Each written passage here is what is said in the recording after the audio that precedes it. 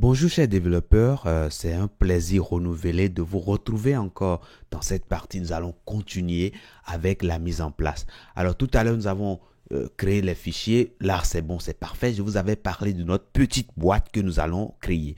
Donc à l'intérieur ici au niveau de utile.css, nous allons créer des propriétés pour positionner nos éléments. Donc flèche, ok, voilà.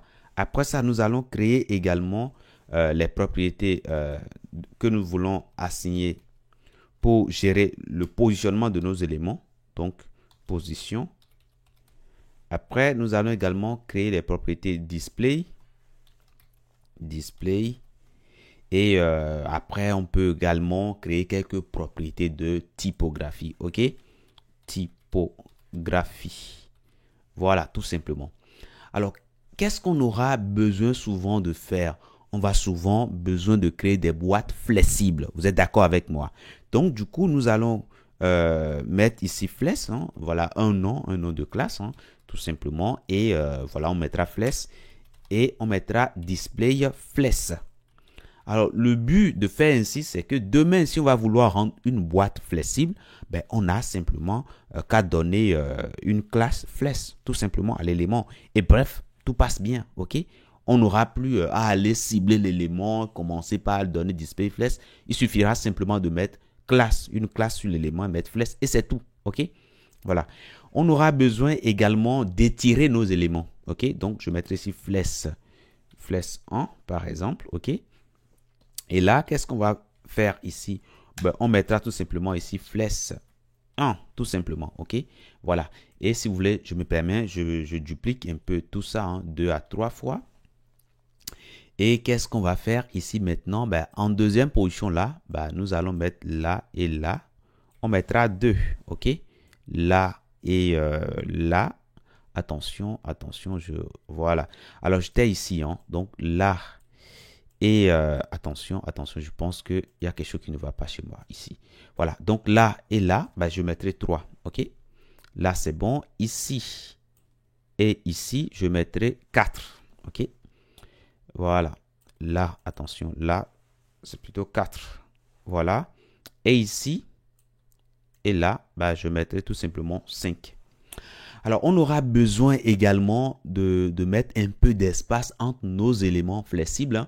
Donc, du coup, on va utiliser la propriété gap. OK? Donc, on va mettre ici gap. Alors, si on veut mettre 5 pixels entre nos éléments, il suffira simplement d'ajouter la classe gap-5. OK? Et si vous voulez, nous allons dupliquer ça encore. Hein. Voilà. Et deuxièmement, ici, ben, on mettra tout simplement 10 là. OK? Je mettrai 10. Voilà. Et ici, je mettrai 15. Donc, je vais simplement ajouter 1 et 1. Voilà. Donc là, c'est bon. On pourra mettre également ici 20. Donc, je prends là et là également 20. Et puis ici et là, on pourra mettre ici 25. Tout simplement. OK? Donc là, c'est bon. On aura besoin également de justifier nos éléments ou plutôt de les centrer, etc. Donc du coup, nous allons créer ici un élément JC, ok, JCC, pour signifier Justify Content Center. Ok, voilà. Alors là, c'est très réduit, mais après, vous pouvez mettre également d'autres valeurs. Hein, ok, je vais mettre par exemple flèche center par exemple, ok, center-h pour dire que je veux centrer suivant l'axe horizontal, ok, voilà. Et après ça également, il faudra penser également AI, aligne item center, ok, voilà. Donc ce sera ici aligne item center. Donc cette propriété va nous permettre tout simplement de centrer suivant l'axe vertical. Hein. On peut mettre également ici flèche center-v. Ok.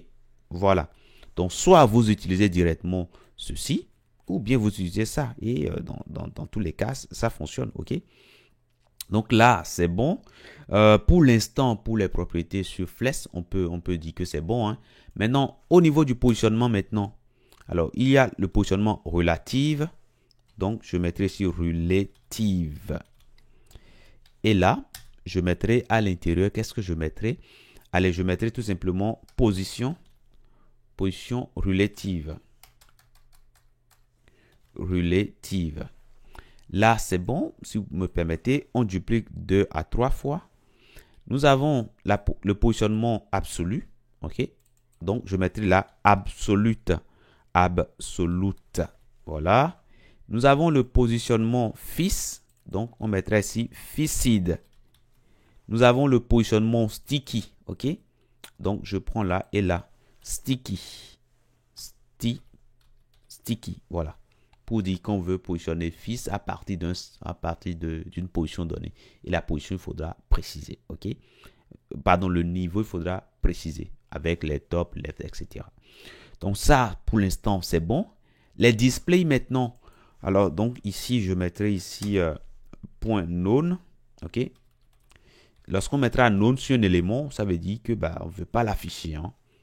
Donc, du coup, à l'intérieur ici, on mettra display known tout simplement. On pourrait mettre également bloc sur un élément. Hein. Donc, point bloc. Ce qui voudra dire dans ce cas-là qu'on veut donner une propriété display bloc à l'élément. Donc, ça, c'est bon. Maintenant, au niveau des propriétés de typographie, j'en ai pas beaucoup. On peut avoir ici bold, par exemple. OK? Attention, bold. Bold, par exemple, pour dire que nous voulons rendre gras, OK, notre élément. Donc, font weight, on pourra mettre ici bold, tout simplement. Donc là, je trouve que c'est déjà pas mal. Hein. On a déjà pas mal voilà, d'outils, hein, d'objets, d'éléments qu'on pourra utiliser. Maintenant, les informations concernant la page. OK, donc on va mettre ici, si vous me permettez, on mettra général. Général, voilà. Et on va prendre le body. On va supprimer les marges. Donc, margin 0, les marges par défaut. Et également les padding par défaut. On mettra 0 également. On va également, si vous voulez, font family, Arial. Et là, c'est bon. OK? Pour l'instant, c'est bon. Donc là, c'est bon. Maintenant, qu'est-ce qu'il reste à faire? Bon, nous avons notre boîte à outils qui est désormais correcte. Hein? Donc, dans la prochaine partie, nous allons commencer par travailler sur la structure de notre menu.